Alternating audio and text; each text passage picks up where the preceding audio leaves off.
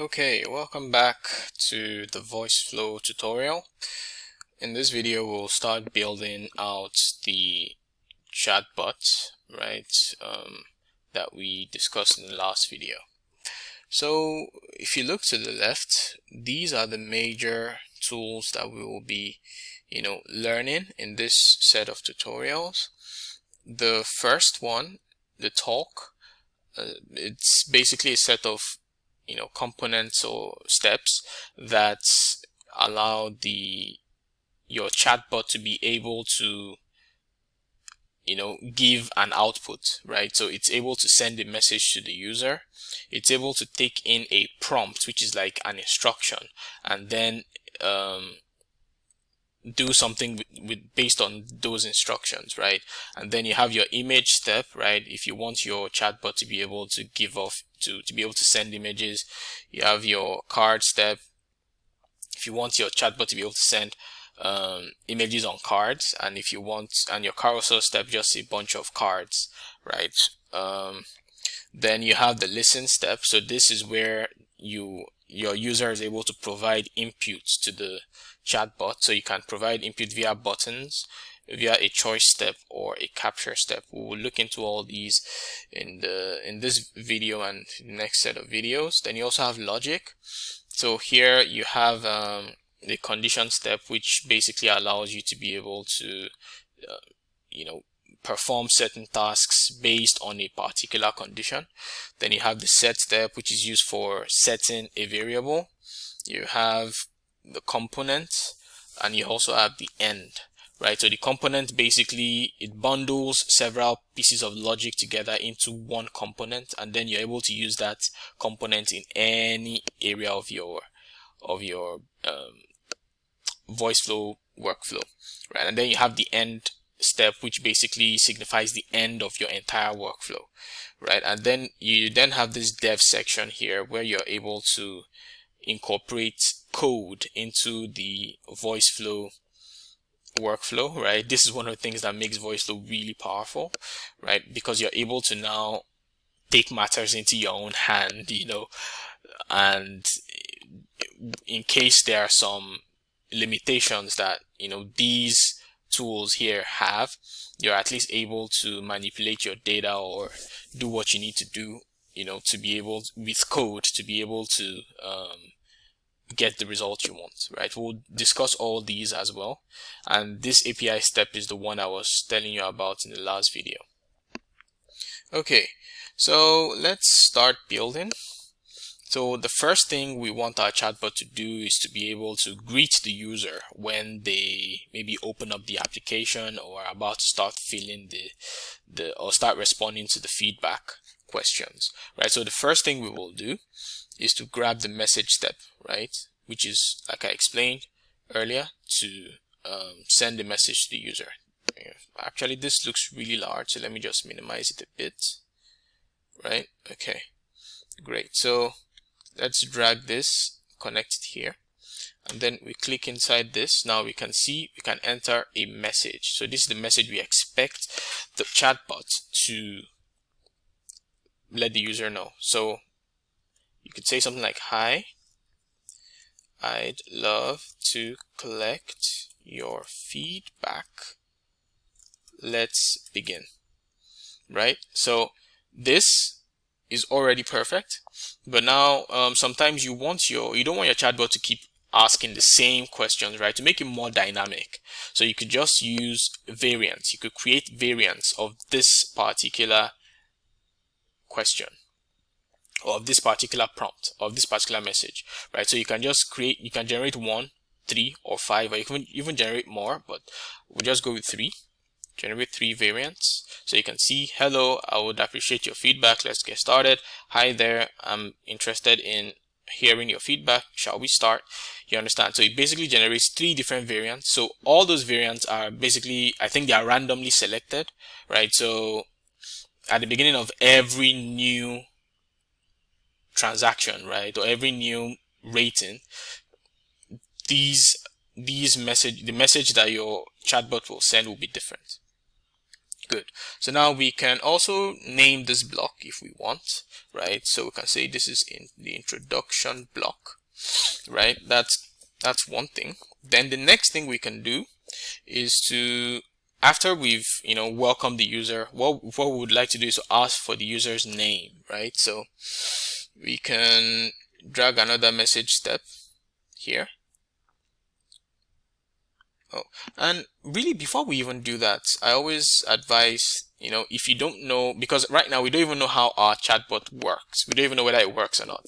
So if you don't know how a step is gonna execute, it's best the moment you drag it onto the canvas, you test it out immediately. So let's do that. So I'll just hit start here. So you can see the chatbot says, "Hey there, I'm interested in hearing your feedback. Shall we start?" You can see it's different from this message that we, used initially. So it has randomly selected from the other three. Good. Now we're sure that this works. You can see it says path not connected, and that's this path here. So we need to connect it to the next path. Good. So you can just click on this to remove that. Good. Now let's move on. We get the next message step here. Okay, what's going on? Okay, so I basically just had to reload my workflow, right? So now it should work. Sometimes it happens like that, especially when you've used it for a very long time. So you can just connect this here, right? So we can call this block get name, because we want to ask for the user's name, right? So we do the same thing that we did in the last block, which is, so what is your name? In this case, we then generate the variants. We hit here again. So it gives us various ways to ask the same question. Then we expect that the user will provide their name, whether it's via a sentence or they can just provide their name directly. So what we would use to get that information, or the right word to use is capture. The way to capture that information is to use the capture step, right, which is in the listen column. So you're expecting the chatbot to listen for this information. So we use the capture step in this case, right? So we click here. Now, what is it listening for? It is listening for the name, for the person's name, right? That person's name is an entity in Voiceflow, right? So we can just, so anything that you want to capture, any kind of information you want to capture, is always going to be an entity. So we create the entity. What's the name of the entity? Let's say username, right? So we select the data type for the entity, right? So that would be name, right? So all these are just various entities that Voiceflow accepts, right? And it's best to choose the entity that is closest to what you want, because these are pre-trained in the back end, right? And it helps your chatbot be more efficient when you choose the right data type. So now we can hit create entity. Now that we've done that, we can then drag this here. Perfect. Now, how do we know that this works? So one of the ways I always use to test my code is to just drag the message step, some random message step, and just print it out for us to see. So we'll just come here and drag this here. Good. Now let's now run our, before we run our flow, we need to say something. We need to say your name. So this is just like trying to see what this username is, right? After we've asked, the chatbot has asked us for our name, the chatbot has captured our name. Now we want to be sure that chatbot has actually captured our name, so we want to print it out so that we can see. So we can just say, okay, your name is.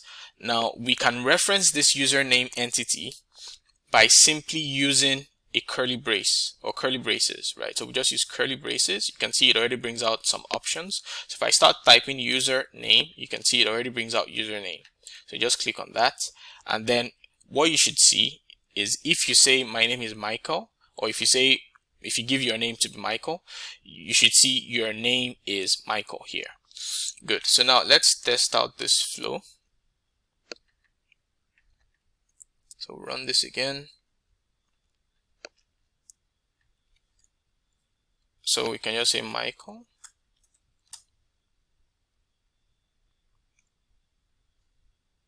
Oh, okay. So there's a problem here. It's asking for our last name as well. So let's just say Jordan, right?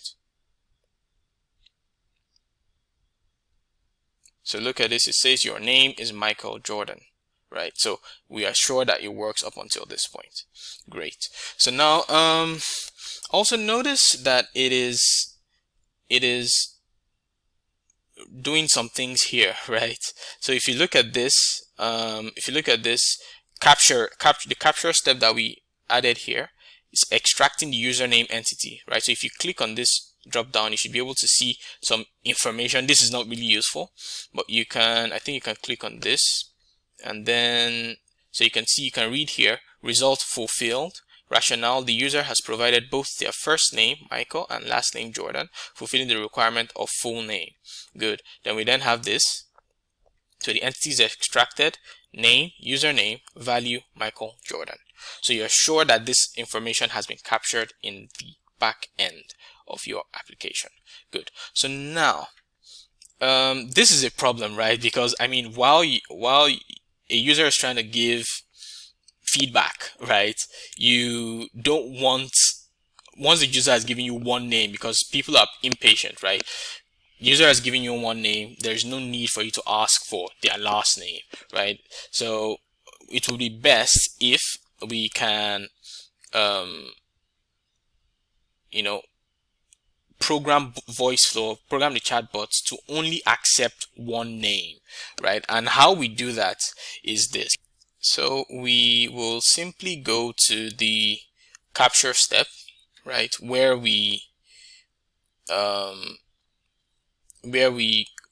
captured the name, right, and we set a rule, right? So that's what we do here. We set a rule.